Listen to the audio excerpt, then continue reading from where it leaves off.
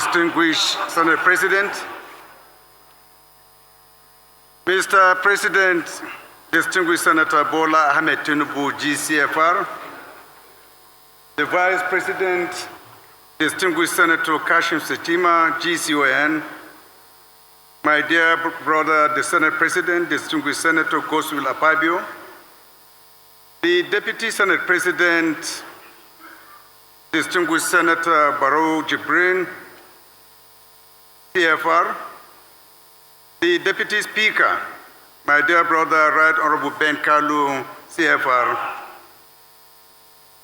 distinguished senators and honorable members here present, the Chief of Staff to the President, Right Honorable Femi Gbajabiamila, the Chairman of the Nigerian Governors Forum, the Chairman of the Nigerian Progressive Governors Forum, all executive governors here present, honorable ministers, National Security Advisor, Accountant General of the Federation, the Attorney General of the Federation, former presiding officers here present, Clerk to the National Assembly, Deputy Clerk to the National Assembly, the Clerk of the Senate, Clerk of the House of Representatives, members of the media, invited guests, distinguished gentlemen, ladies and gentlemen. On behalf of the National Assembly, I express our profound appreciation to His Excellency President Bola Ahmed Tinubu, GCFR, for personally honoring this joint sitting with the presentation of the 2026 Appropriation Bill.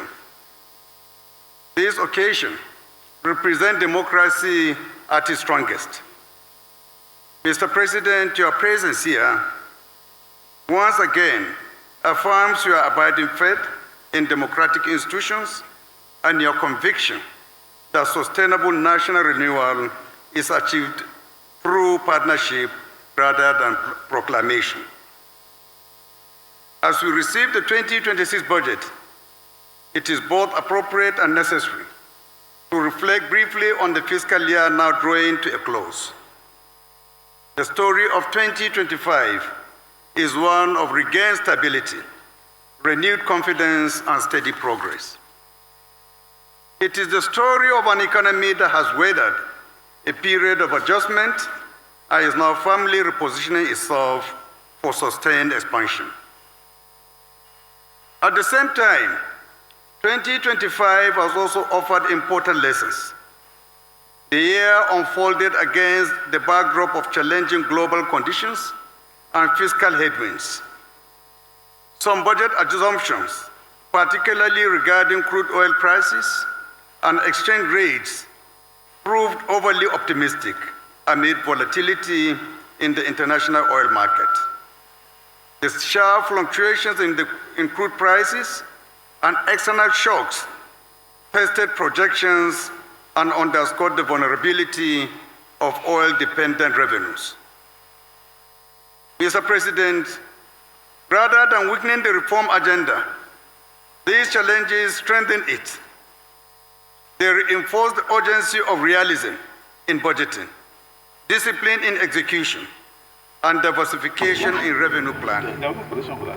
They sharpened our collective understanding that credible budgets must be built on prudent assumptions and resilient frameworks.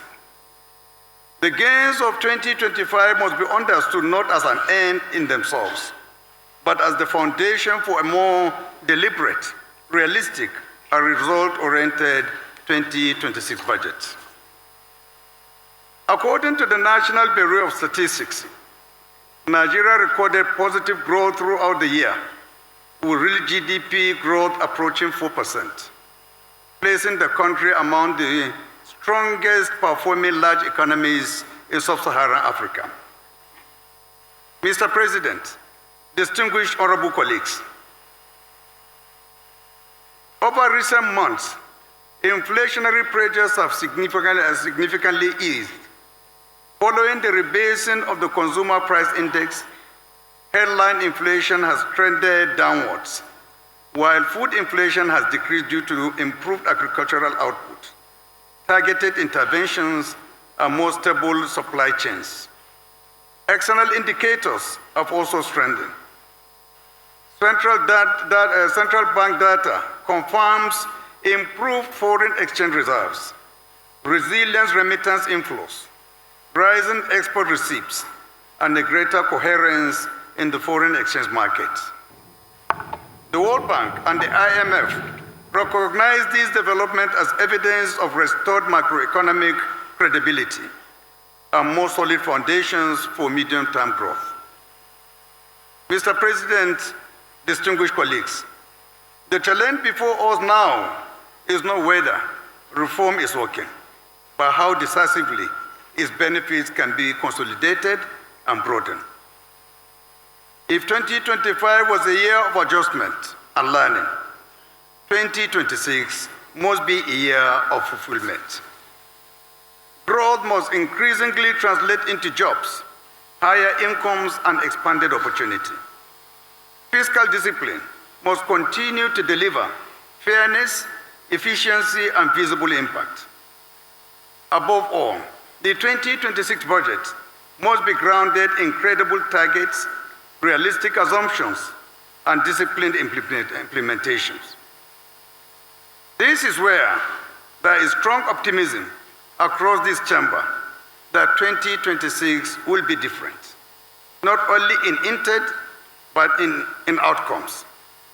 The National Assembly received the 2026 appropriation bill with confidence that the lessons of 2025 have been fully internalized and that this budget is designed to translate reform into tangible progress for Nigerians. Growth must increasingly translate into jobs, higher incomes, and expanded opportunity. Fiscal discipline must continue to deliver fairness, efficiency, and visible impact. And national policy must remain firmly anchored in coherence, predictability, and institutional order. Mr. President, one of the most assuring signals of reform maturity in your approach to the 2026 budget is your clear directive that Nigeria must operate with one budget and one fiscal framework. Along with your clear determination to deepen fiscal realism and restore order to the budgeting process. Your insistence that there should be no parallel budgets, no multiple spending windows, and no fragmented fiscal authorities speaks to discipline, clarity, and respect for due process. It restores order to public finance and ensures that every naira appropriated by this parliament aligns with national priorities. The National Assembly welcomes this stance. It reinforces confidence that the 2026 budget is not merely expansive, but orderly, not merely ambitious, but disciplined. This approach assures the National Assembly that the 2026 budget is not only ambitious, but also achievable, not only expansive, but also grounded, and designed for precise implementation rather than approximation. Mr. President, security is not only a constitutional responsibility, it is the essential foundation of development. Security underpins food production, price stability, investment confidence, and social cohesion. Your administration's national emergency posture on security reflects clarity of purpose and decisiveness of leadership. It is backed by concrete commitments, including expanded recruitment into the security services, enhanced training capacity, improved welfare, redeployment to priority theaters, strengthened forest and territorial security, and improved intelligence coordination. The 2026 budget reflects this prioritization, and rightly so. When properly funded, well coordinated, and transparently implemented, security expenditure is not just a cost, it is an investment in economic growth and development. For this reason, security deserves prominent and sustained attention in the 2026 budget and beyond. The National Assembly is firmly committed to ensuring that resources allocated to security translate into measurable, lasting improvements in safety across the Federation. Members of the National Assembly serve as the primary ambassadors of the Renewed Hope Agenda. By anchoring a renewed hope agenda in the National Assembly, the agenda becomes a shared national mission, owned, communicated, and defended by the people's representatives across the Federation. Mr. President, distinguished colleagues, the 2026 fiscal year is also significant for implementation of new tax laws. These reforms represent a major step in state building. They broaden the tax base, enhance equity, simplify compliance, reduce leakages, and strengthen non-oil revenues. With these reforms, the 2026 budget is anchored in sustainable revenue rather than deferred obligations. It finances progress responsibly. A fair and efficient tax system underpins security funding, sustains social services, and guarantees the timely delivery of constituency projects. On behalf of the National Assembly, I offer this assurance. We will consider the 2026 appropriation bill with urgency, diligence, and patriotism. We will support reform that strengthen the national interest, scrutinize spending to ensure accountability, and insist that every naira budgeted by Mr. President delivers value to the Nigerian people. To Nigerians watching, the message of this budget is clear. Stability has been restored, confidence has been rebuilt, fiscal order has been strengthened, and the foundations for shared prosperity are firmly in place.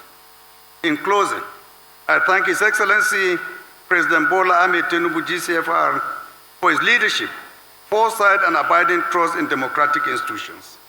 I extend special appreciation to the President of the Senate, distinguished Senator Godswill Akpabio GCON, for the uncommon leadership he is given to the National Assembly, and also for his partnership, statesmanship, and leadership.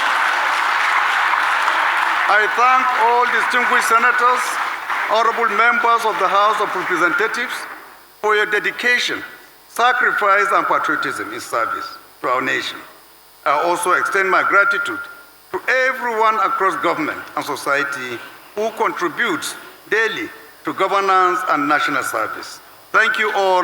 May God bless the Federal Republic of Nigeria.